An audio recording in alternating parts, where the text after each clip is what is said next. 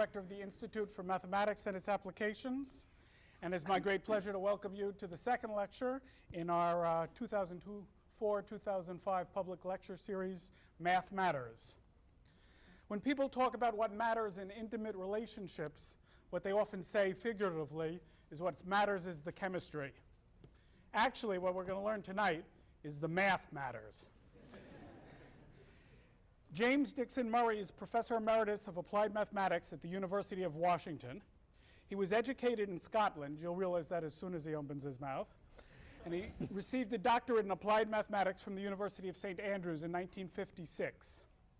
He then moved to Oxford University, where he received a Doctor of Science degree in 1968 and joined the faculty after that. In 1983, he blazed a trail that many would follow later, establishing what was probably the first institution of its kind, the Center for Mathematical Biology at Oxford, which is still flourishing. He remained there as the director of the center until 1990, at which point he took early retirement and moved to the University of Washington. James Murray's research generally involved the development and the practical utilization of mathematical models for a wide range of phenomena in biology, medicine, and more recently psychology. He's a truly interdisciplinary scientist, exactly the sort of scientist that we like to work with at the Institute for Mathematics and its Applications. He collaborates widely with experimentalists and with other scientists. His scientific contributions range from ecology to tumor growth, from epidemiology to wound healing. Besides the work we'll hear about tonight, he's probably best known for his work in formation of patterns on the coats of mammals, on snake skins, fingerprints. He's even studied the stretch marks that form on pregnant women. And he's a jolly good fellow. In fact, Murray became a Guggenheim Fellow in 1968, a Fellow of the Royal Society of Edinburgh in 1979, and a Fellow of the Royal Society, the Royal Society of London, in 1985. He also won the Naylor Prize for Applied Mathematics in 1989 and became a foreign member of the French Academy of Sciences in 2000. He holds several honorary doctorates, including one from University of Milan. And given the topic of tonight's lecture, it's worth noting that Dr. Murray has been married for over 40 years. And we're delighted that his wife Sheila has joined us for tonight's lecture and is in the audience. James Murray's 1989 textbook, Mathematical Biology, is a classic.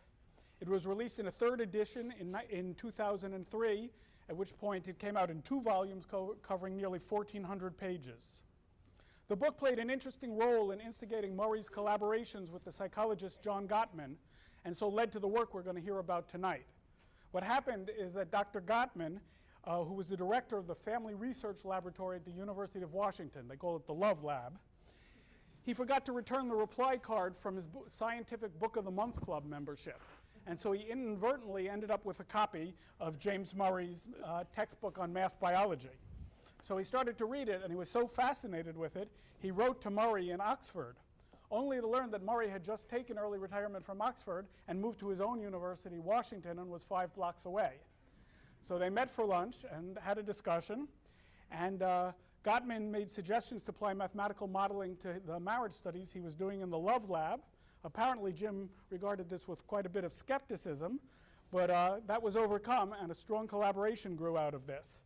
One outcome is another book, a joint book with Gottman and Murray and some of Jim's students, called The Mathematics of Marriage, Dynamic Nonlinear Models, which was published by MIT Press in 2003.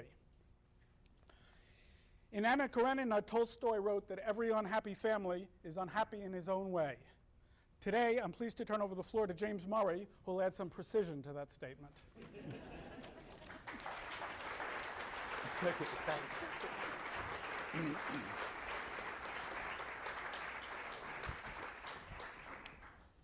I'm surprised you all came around to hear something so obscure as marriage.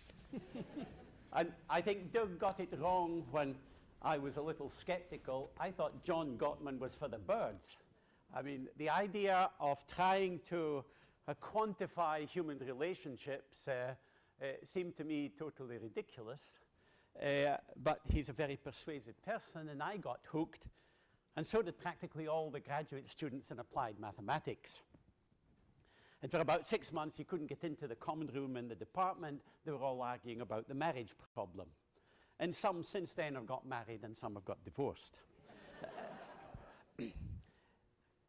So what I thought I would try and do is describe sort of how we go about this sort of thing, and describe the data, and there'll be a little bit of mathematics, but really pretty negligible, and I'll go through it very slowly, and it really isn't difficult.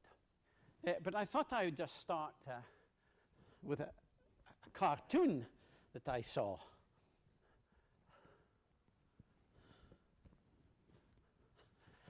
And so this seemed to me summed up marriage. Anyway, this is the formal title. And being in Oxford for so long, the Bodleian is filled with medieval manuscripts, and it's always fun to just browse around some of these. And this was one that I thought I quite liked. Okay, I think I have to get around this side.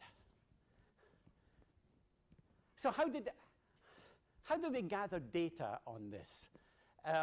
It started about 12 years ago in Seattle, and couples who applied for a marriage license in King County were given a questionnaire to see if they would like to take part in a scientific experiment. And so how we gathered the data is that a video was taken of the couple discussing a topic of contention that they did not resolve. Whether it's money, sex, or in-laws, you name it, it doesn't matter. It had to be a topic that they really did not agree on. And so how it worked is they came into the lab, they sat in two chairs opposite each other, and they were wired for, well, we also measured various physiological things, but they turned out to be quite irrelevant. What was really the key thing was that we videotaped them, their conversation. And I thought, well, who's going to do that? Who's going to go and subject themselves to a videotape of them having an argument or disagreeing? And John Gottman said, well, who do you think wouldn't do it? I said, well, how about academics? I've got academics. Well, lawyers certainly wouldn't. He'd got lawyers. And so medical, it covered the whole social spectrum in that area. Okay, then what one does, there is a scoring system. I'll talk a little bit about this in a minute. But basically what the scoring system does is it gives a number, a positive number or a negative number, to a statement. You know, and I'll give you examples of these in a minute. But how it worked was, behind the one-way mirror, there were some graduate students who used a scoring system, and each of them scored the conversation when the husband spoke and when the wife spoke. What was very interesting was that really, at the end of it, the unanimity was quite startling about how they quantified each statement. So if the wife kind of said, you know, this gets a negative score.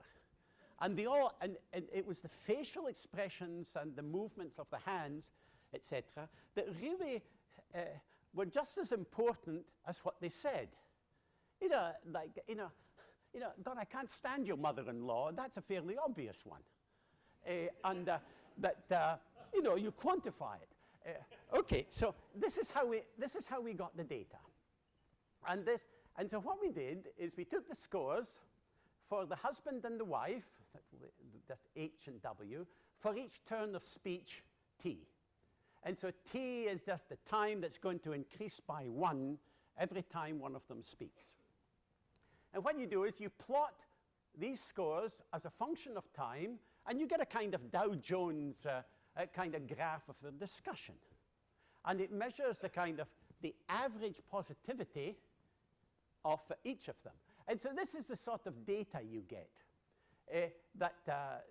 So in this case, this is the wife, and she says something, and so you take in each turn of speech the positive things and the negative things according to the scoring system. And so affection is 4, disgust is -3, whining, and it is a very... I mean, I must admit, when I first saw this, I thought, but it turns out to be a much more accurate description of the conversation than I ever thought it would be. It must have been very difficult for John Gottman, who's now a friend and family friend, you know, to have my skepticism all the time and that of all my students. But anyway, you can see how, I mean, things like contempt is the lowest score. I mean, that really is the kind of sulfuric acid of a marriage. And so what you get is this sort of data. This is actually a stable marriage because this is the 0 line. And so even though they disagreed about things and it goes up and down, it's overall a positive.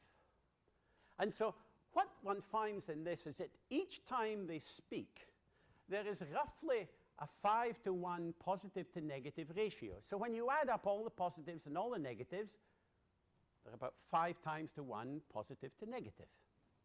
On the other hand, this is a high-risk couple. And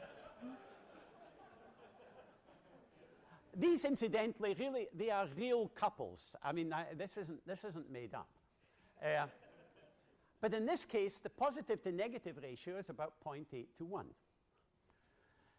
Now, if all there was to this sort of work is that you can then sort of quantify a discussion, then there wouldn't be much point in doing it. I mean, just a sort of speculation without some sort of practical application really is of little use. So that's the kind of data. And the specific data, the group, we started in 1992 with 700 newly married couples in King County. And we've been following these couples, we're still following them. And so we have really a fairly good data. And so we used, we developed a model that I'll talk about in a minute to analyze this 15-minute discussion. And then we wanted to make predictions: divorce, stay married happily or unhappily. And it took us must have taken us about a year to come up with the model, which I don't know how it took us so long. We weren't so bright students, maybe. So every 2 years, we follow them up, and we send a questionnaire, and we assess the marriage. And then the prediction of which couples would get divorced was actually 94% accurate. Some of the couples that we predicted would stay married unhappily actually got divorced. Otherwise, that would have been higher. Those we said would get divorced, we were actually 100% correct. In a sense, when we first talked about this, I thought, well, I don't need any model. I can be accurate, 50% of the time, because 50% of the marriages in America, particularly since 1990, are more or less divorced. The statistics are really quite pretty depressing. Anyway, so these are things. Now, I want to describe an intuitive way of looking at the data, because that's crucial in developing this model. So what one does is, let's say that the husband starts to speak, and the wife responds, then what you've got is a score for the husband and a score for the wife. And so on this kind of two-dimensional plane, you have a point.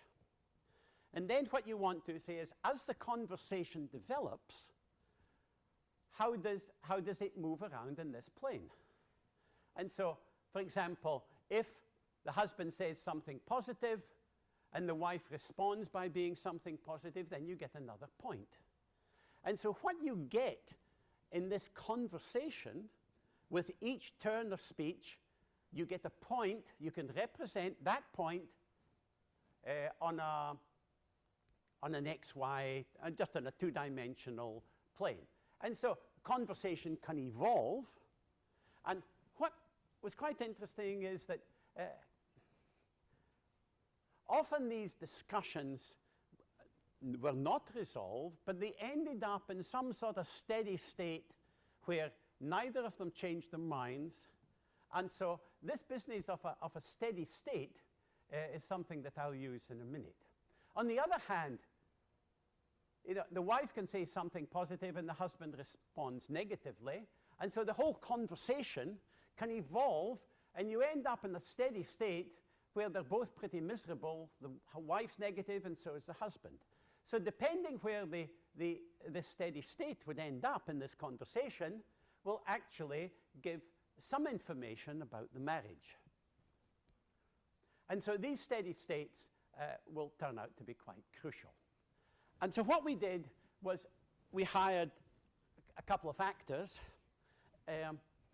to, in a sense, give a more pictorial view of what this plane that we call the phase space, like they're both happy, they're both miserable. She's happy and miserable. And so they were quite fun to work with.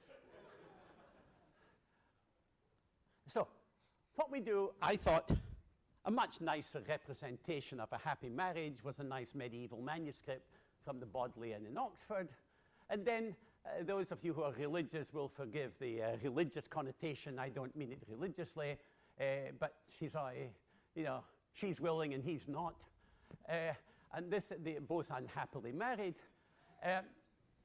And so what we did is we put a typical conversation on this two-dimensional plane. And so this is a time evolution of a real conversation. And so it moves all over the place, positive, negative, etc. And so the question with this marriage is, where is the steady state? Can we take anything from that data and make predictions about this couple? The data looks all over the place. Okay, I want to talk about the model. And I thought to introduce the mathematics, I thought I'd pose this question that was in an arithmetic book in 1202 by Leonardo of Pisa. And so what he did is, it was an exercise, and you start with a pair of rabbits, immature, the beginning of a breeding season. After 1 year, they can reproduce, and then the next year, or next month, rather, rabbit, they produce 2 pairs of immature rabbits. Parents then stop producing, but after another season, the immature rabbits do the same thing. So the question was, what is the number of pairs of rabbits at each reproductive period? Well, if you actually just do it and sort of write them down and count them, the answer is there's the first pair, then they produce, and then you get the next year there are 3. And how you get this number after successive years is by adding the 2 previous numbers. And those of you who are not mathematicians but may have read the Da Vinci Code will perhaps recognize that as the Fibonacci series. That Brown made a lot of this series in various parts of the book. And Fibonacci, this man was renamed Fibonacci actually in the 17th century. So the question then is, look, this is a kind of verbal description of something that's going on. Here is an answer. How could we represent this algebraically? And so I just thought I'd do a little bit of algebra. And so if I said, if I wanted to calculate the number of pairs after 30 years, what would the formula be? Well, this is how you do it. So let me just describe this. The notation is the 1 means the number at the first breeding season, which is 1. R2 is the number at the beginning of the second breeding season, which is another 1. Then at the 3rd breeding season, the parents, you add this pair and you get 2. At the 4th, you add the 2 previous years. And that's how you generate, that's what this Fibonacci series is. So to get 21, you add 8 and 13. When I first made this slide, I added 8 and 5 wrong and got 12, and I got 20. I got in a terrible mess because it didn't work with the formula I derived. Anyway, so arithmetic is crucial. And so at a general level, you take the value at a given year. And so if one's thinking back to what we're going to apply it to, which is a conversation, this means if, for example, the husband spoke at time t, then the next time slot that is taken is by the wife, and that will be t plus 1. And so in this case, the value at t plus 1 the next year is just the sum of those at time t plus the number, in this case, the number of pairs of rabbits the year before. And so if you say what is the solution of that, they call them difference equations, and there's no calculus or anything involved. One can put this in any little hand calculator, and out would come the solution. That really is all the mathematics that one needs to follow the model. Oh yes, those of you who don't know much about the Fibonacci number, they're all over the place. If you look at sunflower heads and you count the number of spirals, it's always a Fibonacci number. And so if you grow a much bigger sunflower, you have a higher Fibonacci number. And I think I can't remember where in America, somebody's growing one where there is something like 100 and something spirals that you can count. We spend quite a bit of time in France, and as you all know, the French really have a thing about genetically modified all sorts of things, and they get quite paranoid about it, but then they get paranoid about a lot of things. And so, and what's interesting about sunflowers is that they have been genetically modified, and those of you who know French, they're called tournesol, turn to on the sun. They don't turn to the sun anymore. They've been genetically modified. But what I also find interesting, which I suppose is part of the character, when I mentioned this to all my French friends, they said, really? I didn't know that. So they've got this denial. But it has been genetically modified. Anyway, you see these things on pine cones. If you look at leaves of flowers or trees as they grow, a branch will come out. The next branch that comes out is actually directly related to this Fibonacci series. It's still a problem that's unsolved in biology, but it has been solved in physics with the electrons by the French, actually, who did very clever. Okay, now I want to talk about the model. And what I want to do is I want to talk about how we set it up. And so those of you who don't mind about the algebra can read this line. Those who don't like that can read this line.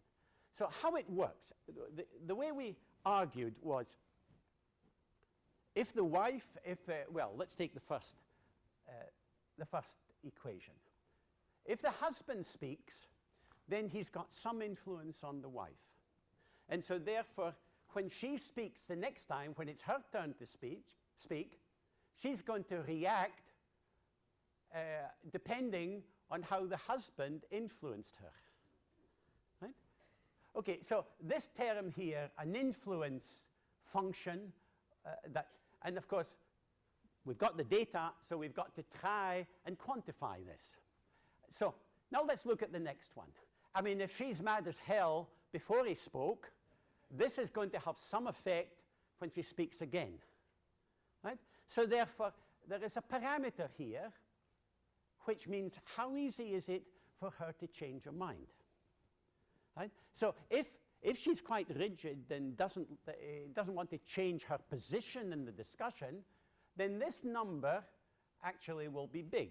Now, because of it's just a mathematical thing about these equations, is that because they are what are called discrete or difference equations, this number has to be less than 1. If you just take my word, if it's greater than 1, the model it doesn't work. and it's not relevant. And so this number lies between nothing and 1. So if, for example, she can be swayed very easily, then R1 could be very, very small, 0.1. If, on the other hand, she's fairly rigid, it could be 0.9. Now, this constant here is something I'll talk about later, but this is just a parameter, and it'll become clear what it means in a minute. But basically, this is related to what she brings to the marriage. And as I said, one just got to have a little bit of deferred gratification about understanding A. Okay, now, in the case of the husband, it's exactly the same. I mean, that the wife will say something, and so it's the influence of the wife on the husband. Then he has got the same sort of inertia status, whether he's easy to change his mind or not, and there's this constant, and so he reacts and speaks, says his piece. And so all we've got, we've got a model that we think in a very crude way represents a conversation between two people. They influence each other. They have a kind of, in a sense, a historical baggage that they bring to the discussion, and this parameter that I'll talk about in a minute. Okay, so let's talk about this influence function. How do we determine it? Well, all we've got are the data. And so therefore, if one plots, we've got the data, and you then take what the wife said before, what the husband says, and then there's a parameter that we don't know what it is yet. And so what you get, if you extract what came before, the baggage that each of them brought to the discussion, you might have data that looks like this. I'll show you real data in a minute, but this is just for illustrative purposes. So supposing this is the influence function, so this says, for example, if the husband says something positive, then the influence on his wife is positive, and that's the effect that she's going to add to her state of mind when she speaks next. If he says something negative, then she could react.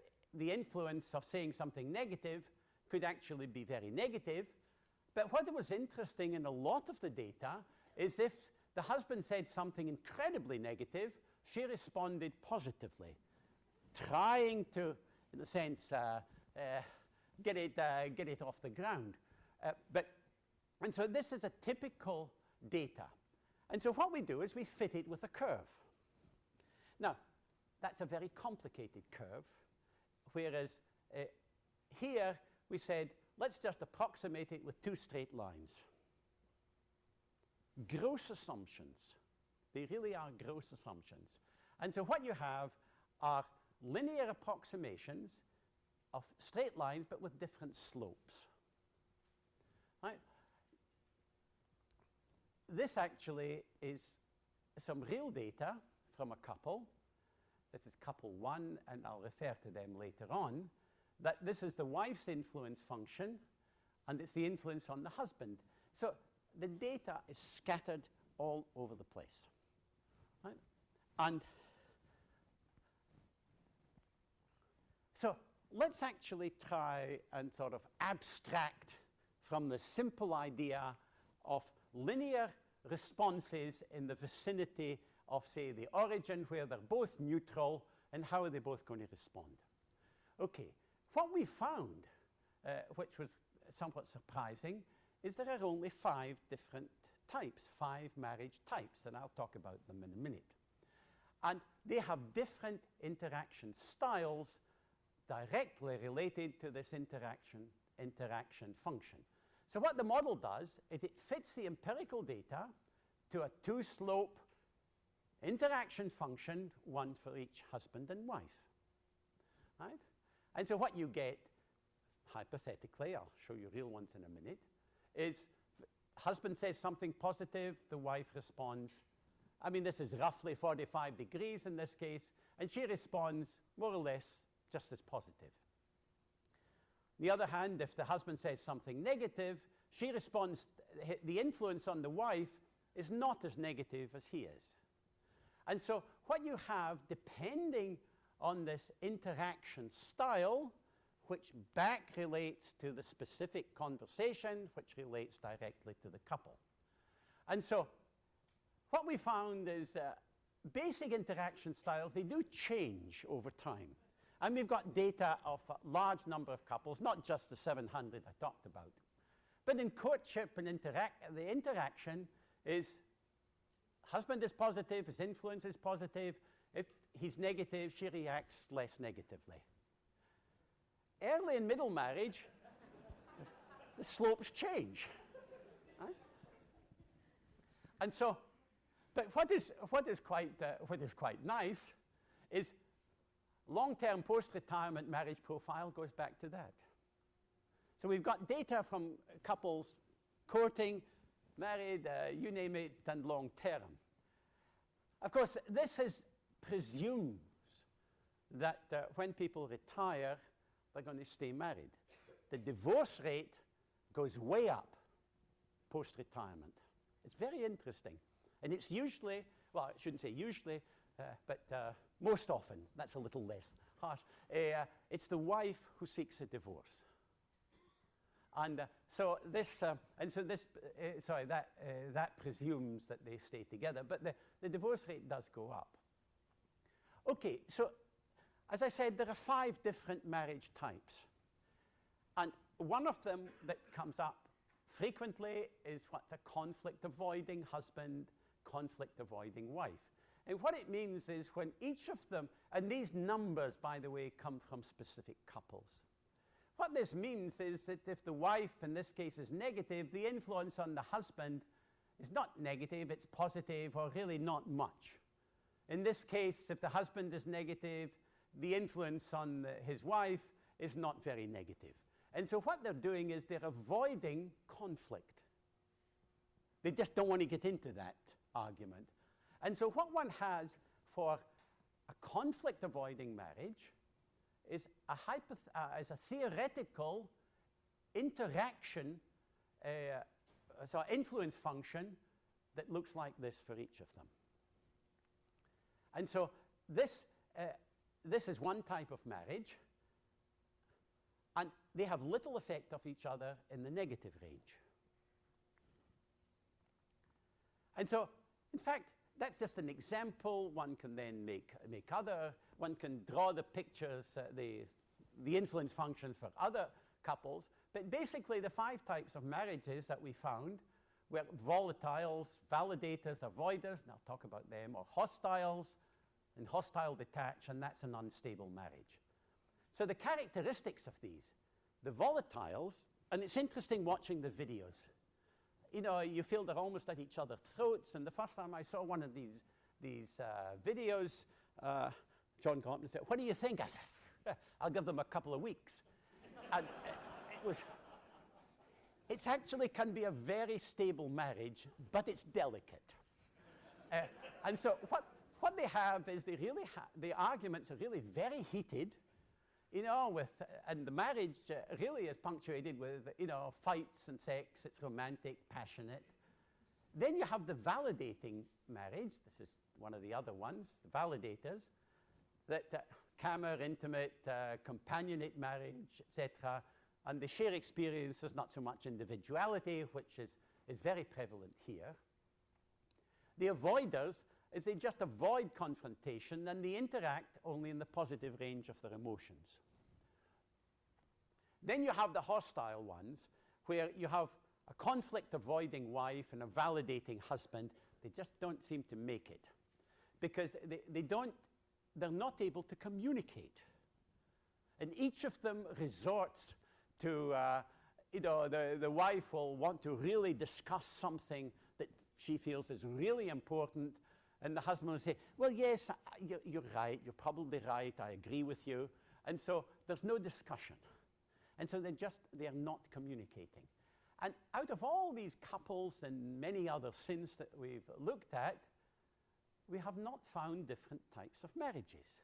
And of course, there's the chemistry, there's individuality, there's all sorts of things, but it's rather, we were surprised that you can classify all marriages into more or less one of these types.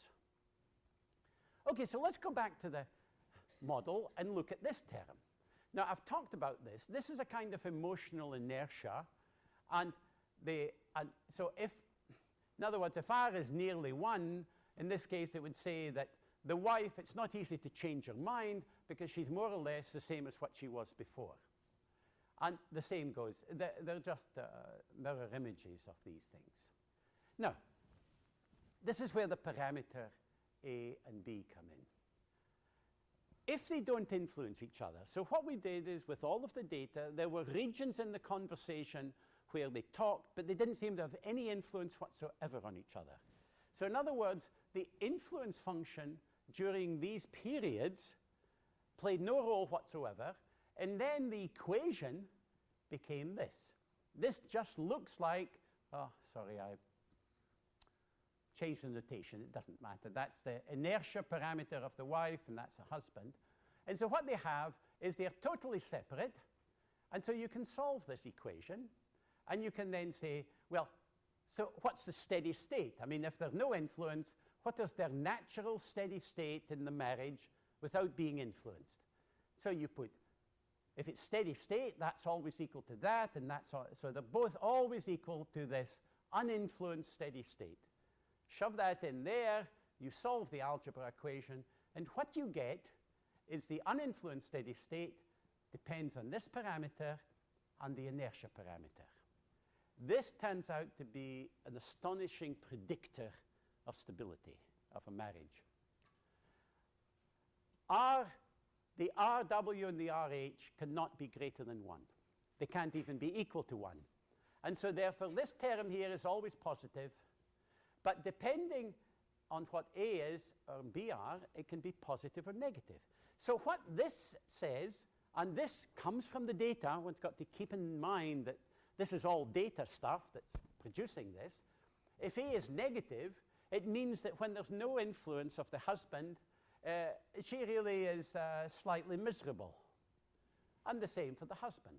So the sign of A and B are absolutely crucial in the model.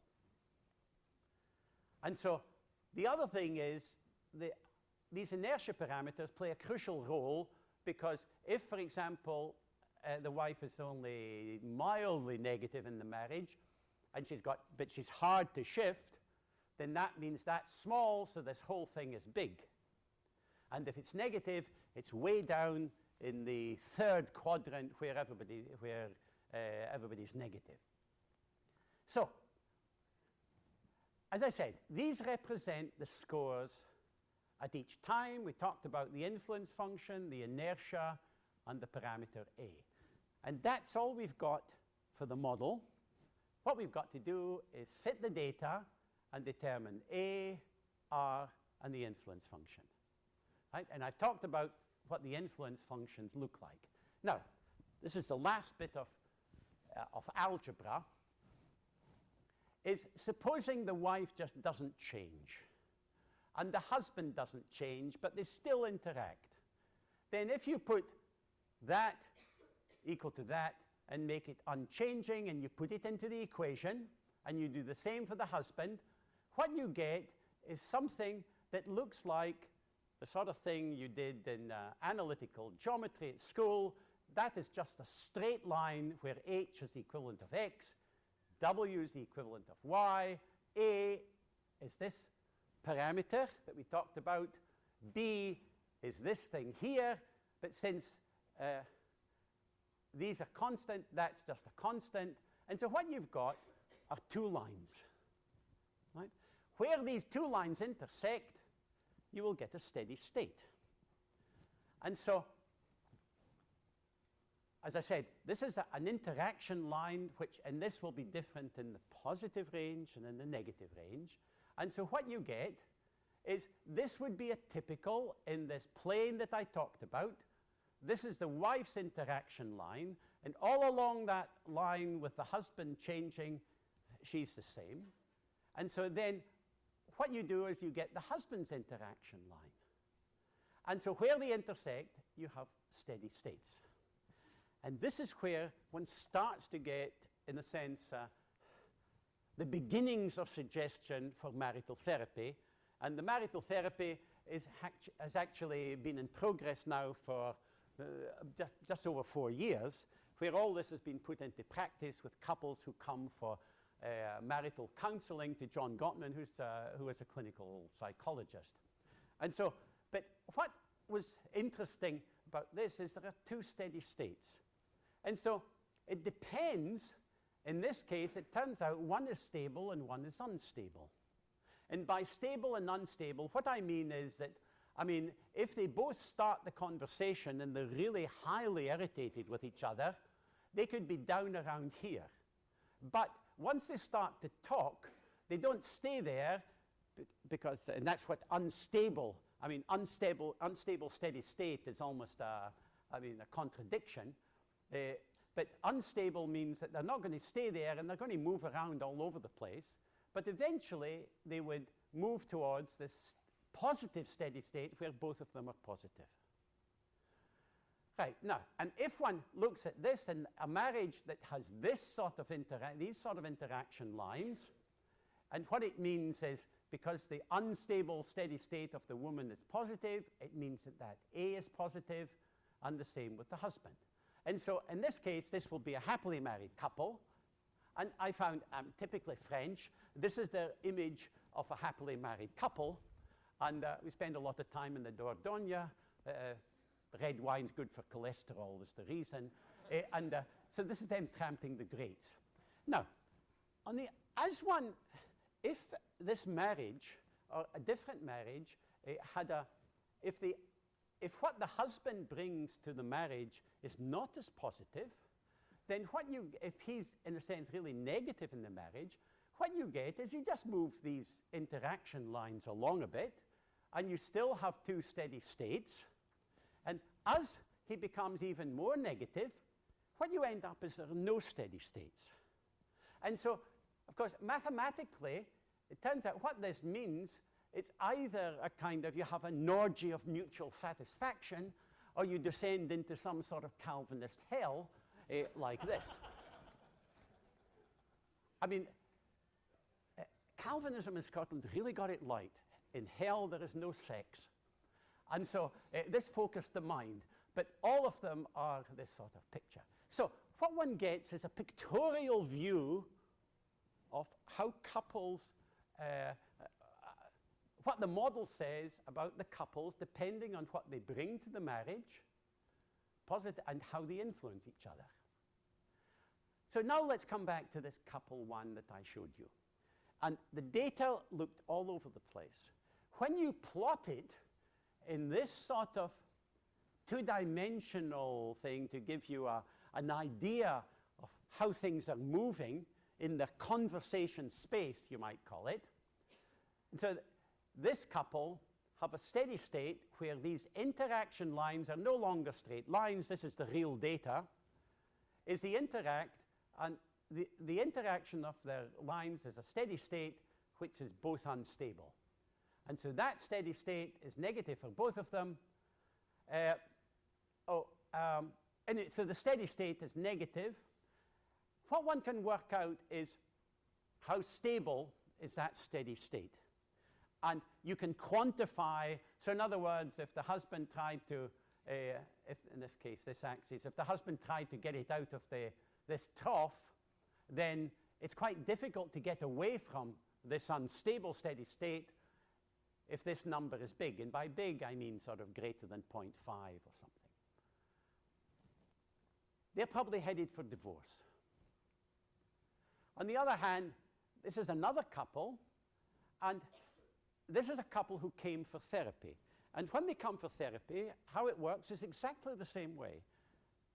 They talk for 15 minutes about a problem that they have difficulty with. Then they come back a week later when the conversation has been analyzed. Their interaction behavior has been worked out, and the steady state of their interaction of that conversation is plotted. Then they're shown it, pointed out really where they ended up. And it's interesting that some of them had an intuitive feel that that's where it was. but some had no idea. And they were also shown the video of the conversation, and they were asked what they felt when each of them spoke. And so this was all part of the therapy. Now, this one, at least the wife is positive and the husband is negative. And in this case, one positive and one negative. And it was a fairly stable, steady state, or an attractor, as it's maybe a better, stable attractor is a better name for it. This marriage actually was a candidate for therapy. Okay, let's go back to that couple.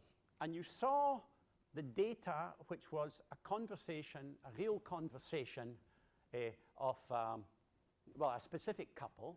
And it was the couple, in fact, who had a negative steady state.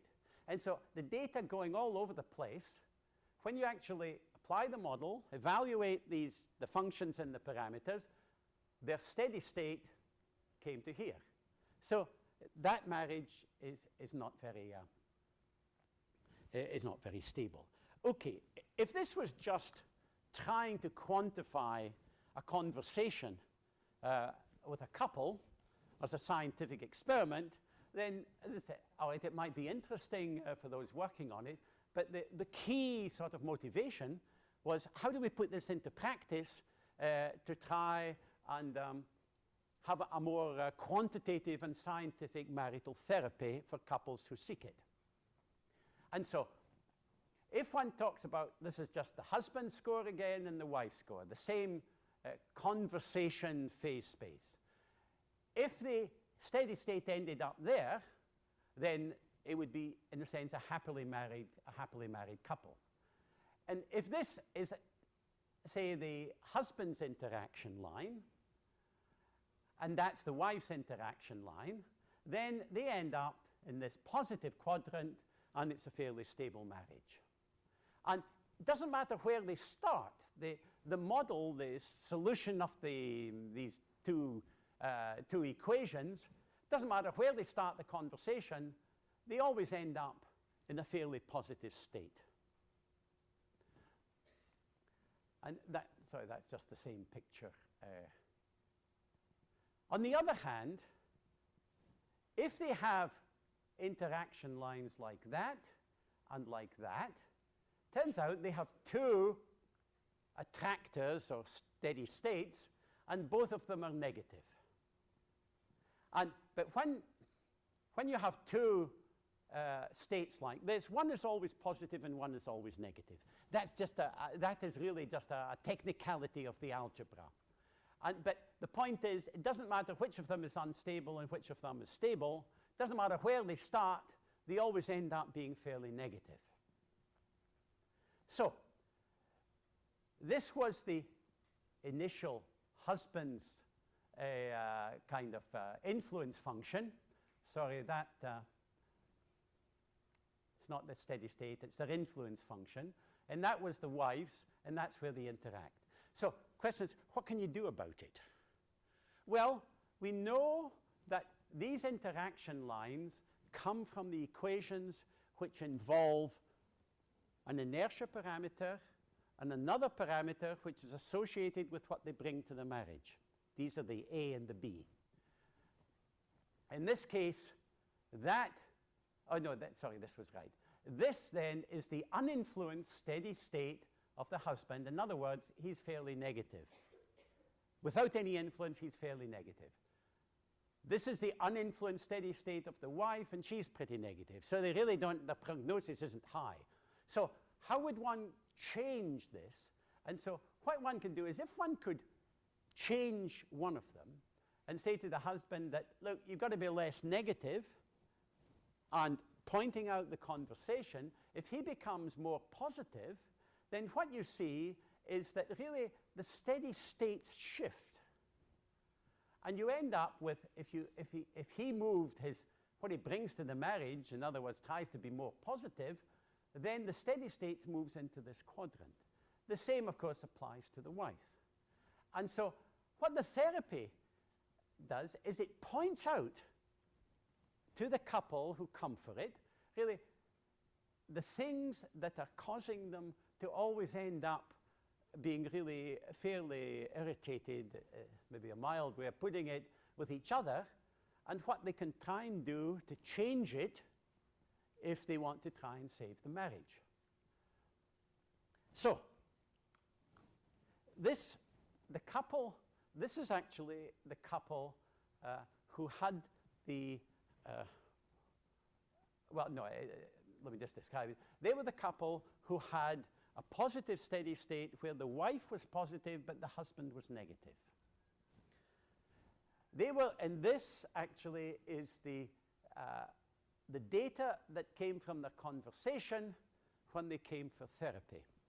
And as you see, it started at 0, and the wife tried to be positive, but it didn't last long, and so then when they then had the session in which all this was pointed out, and they had, I can't remember, maybe 2 sessions, and then they came back, I think it was about a month later.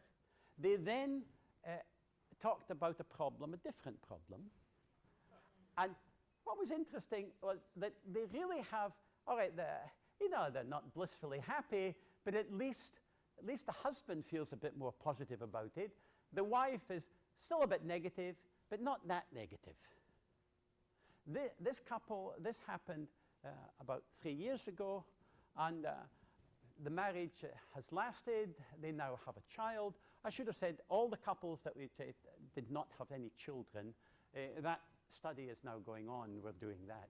And so in this case, the effect of this marital therapy based on the interpretation of a 15-minute conversation and the application of the model, which is mimicking, or rather quantifying, trying to quantify how they're communicating, does actually seem to be working. And he's now had really quite a lot of couples who come for therapy, and it's been really amazingly positive.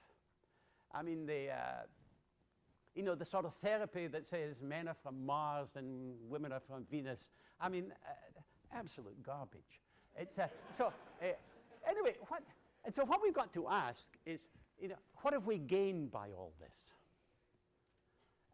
And so, really, there are 3 goals for an empirical-based marital therapy and rationale. One, the rationale for the experiments, and we want to get an empirical-based marital therapy. First of all, one wants to reduce emotional inertia.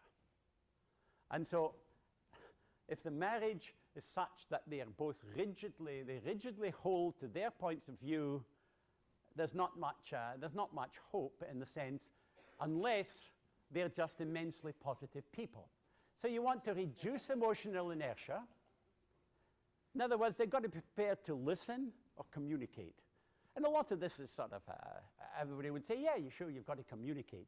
But one's really got to communicate in a way that's going to have a positive effect.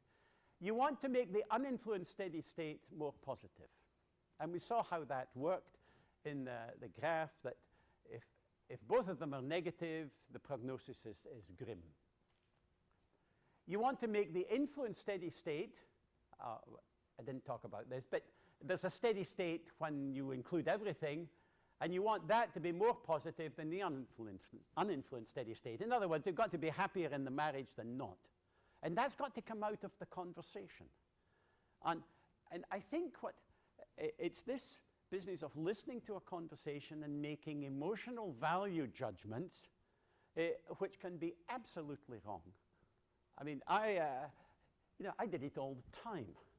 I mean, some of my students were a little more realistic, and they sort of saw through a lot of it. And so one really has to do something that is objective. And so subjective marital therapy really has problems. I'm not saying it doesn't work and anything like that, but at least with this, there is some kind of scientific background based on the couple themselves that is not an interpretation of the therapist saying, well, you've got to go out to dinner more often. And our daughter sent us a cartoon and said, yeah, my wife and I go out to dinner all the time, twice a week. She goes out Tuesdays and Thursdays, and I go Monday and Wednesday. And so And so what have we gained by all this? There's a new language, I think. I don't mean in a grandiose way, but you know, it's describing social influence and a rationale for marital experiments. I think the concept that marriages can be classified into one of 5 types, people don't like it, but that seems to be what all the data of these hundreds and hundreds of couples seem to bring out. Stable marriages seem to have matched interaction styles. That's the other thing that came out. Unstable marriages have mismatched, like volatile husband, validating wife. They just don't quite get together. And so the point is that it's the couple's interaction data that suggest specific therapy. And so, in a sense, I just wanted to give a picture of what we did with real couples, real data, using a very simple, from a mathematical point of view, it's really just algebraic equations. The fitting of the data to the equations and evaluating the functions and the parameters involved a bit of a numerical simulation that the students set up. And it has proved to be actually quite useful.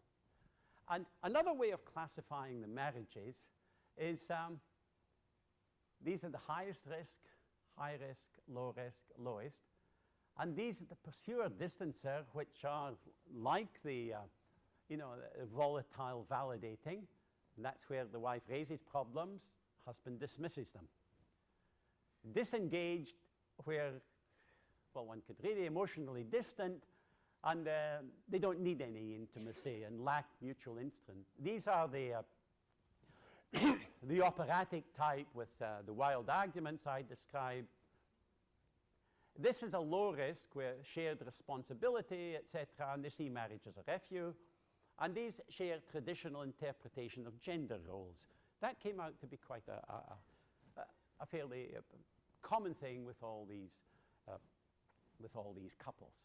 Then I thought, just to finish up, I came across this nice, I'm not sure if it's still in the Baghdad Museum. Then I wondered if this was perhaps a conflict-avoiding one. This actually was a nice one that is it's from a calendar in the Bodleian Library in Oxford, and it's a calendar, in a sense, predicting what the harvest is going to be. And but I quite like that one. I just wanted to finish up with a cartoon I came across that I thought summed up communication. Right? I had to give a talk in Milan in the summer, and a friend there who listened to this talk, at the end, he said, this is from Giardin Bruno, that this, and those who don't read Italian, says, may not be true, but it's well contrived. Okay, thank you very much. Thank you.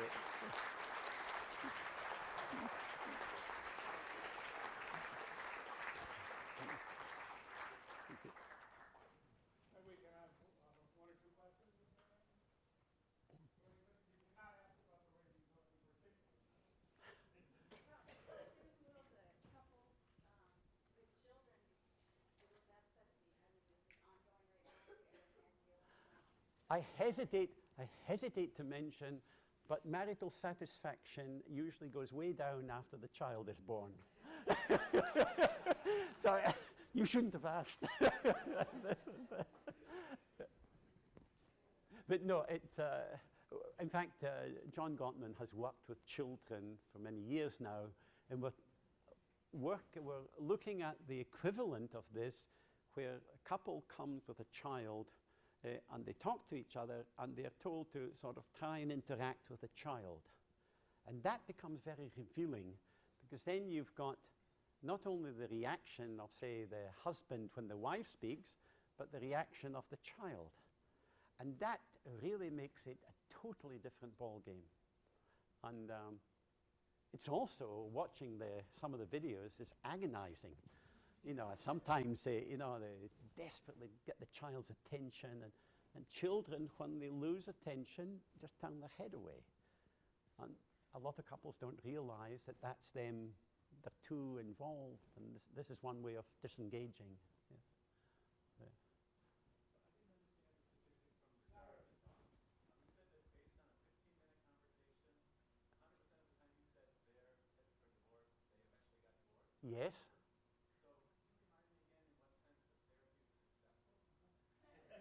successful? These were people who had applied for a marriage certificate. They were going to get married and live happily ever after. We didn't tell them. I mean, we couldn't tell them that they were going to get divorced.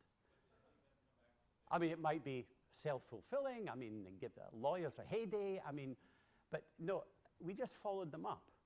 But based on their conversation, this was our prediction within our study. And we, as I said, we followed them. And when they got divorced, in a sense, we just ticked it off and say, we were right that time.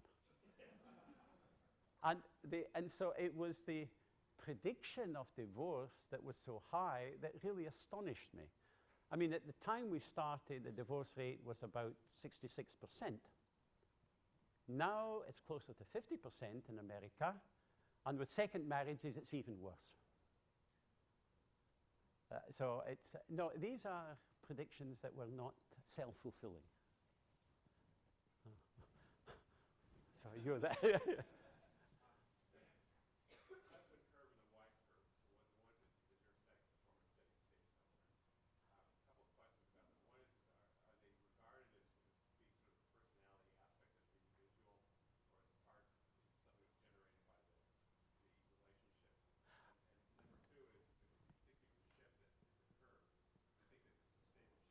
Yes.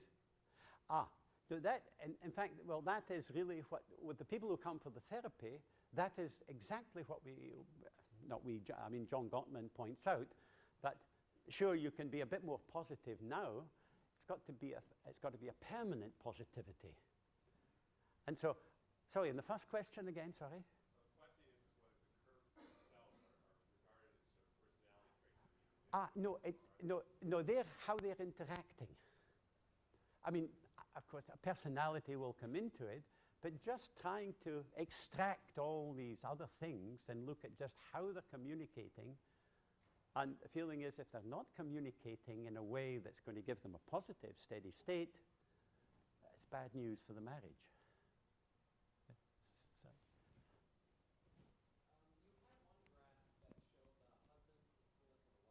You had one graph that showed the husband's equivalent to the wife. Yes. I don't know if you could all hear that. Did you all hear that? Okay. It was a very interesting phenomenon. When they were discussing things, and if for example, the husband became extremely positive, the wife thought, what's he trying on? And she responded negatively. And this curve was repeated time and time again. And the same with the husband. I mean, it was just, there was this thing, I've got to watch him, sort of thing, yes. So that was actually real data, yes, yes. How long have you been married and how often do you watch your own curve? Well, we've never actually, my wife agrees with everything I say. This is, yeah. No, I suppose we've been married a very 40-odd years. Yes. Yes. Yes. Where she doesn't agree with me all the time. Yes. Yes. Yes. Seems like this has application beyond marriage between relationships between any pairs of people. Does it also potentially have application in diplomacy? Oh, I think so. In fact, John Gottman and I decided to run a graduate course for psychologists and applied mathematicians. And it was immensely successful. We didn't say a word the whole course practically. we sat at the back of the room, and how it worked is a psychologist described their problem, and one of them was how juries reach decisions, another one was date rape, another one was violence in marriage. And they described the problem, and what the applied mathematicians, the students did, they tried to make an initial model of what was happening in these relationships. Then, by the end of that lecture, one of the applied mathematicians and this psychologist would go, they would pair together, work on the problem, and present a model at the end of the term. And so, and it really was, I mean, I found it very exciting. We just really did sit at the back and just kind of, not referee, but put in 2 cents worth occasionally. And I really think this language of trying to quantify human relationships, I think it's maybe got a future. So I don't think it's restricted just to marriage. It's just that he's an expert on marriage. And oh, sorry. Yeah, going back to the 2 influence curves. Yes. I was noticing that the way they line up, the 2 lines near the middle were almost parallel, which meant that a tiny little tweak on either one could move that steady state a huge distance. Oh, yes, that's right. And is that something that you see clinically as well? Actually, I don't know. I did worry about that sort of thing. But when the conversations of couples for therapy who had that sort of behavior, it did change, but it didn't sort of go off, in a sense, go off the space, in a sense.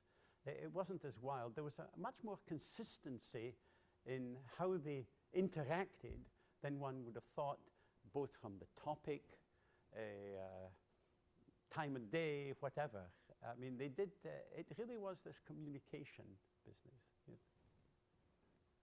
Some of this reminds me of game theory analysis. Is that sort of a guiding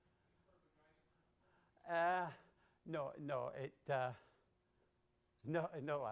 Someone did say, you know, is it all game theory? I mean, I wouldn't be that cynical, but no, we didn't relate it to that, actually. Though maybe that plays into it, but we didn't try and extract any of that from the data. I think it was, it took us 2 years to come up with this model.